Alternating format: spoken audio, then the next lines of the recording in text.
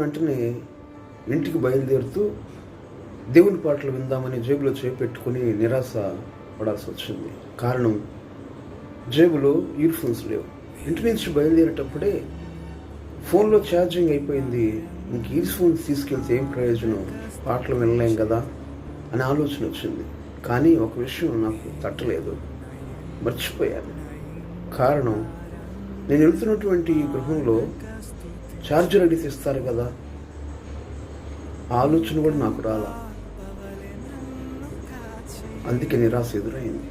అపవాదైన సాతాను కూడా పరిస్థితుల వైపు మనం చూపించి, నువ్వు సర్దిపుచ్చుకో, నీ పరిస్థితి ఇంతే అంటాడు. అపోస్తలుడైన పౌలు గారు ఫిలిప్పీయులకు రాసిన పత్రిక 4:13 మాట్లాడుతూ, నన్ను బలపరచువానందే నేను సమస్తం చేయగలను అంటున్నాడు. కాబట్టి మన కొరతల వైపు కాదు, పరిస్థితుల వైపు కాదు, మనం బలపరిచే దేవుడి వైపు చూద్దాం.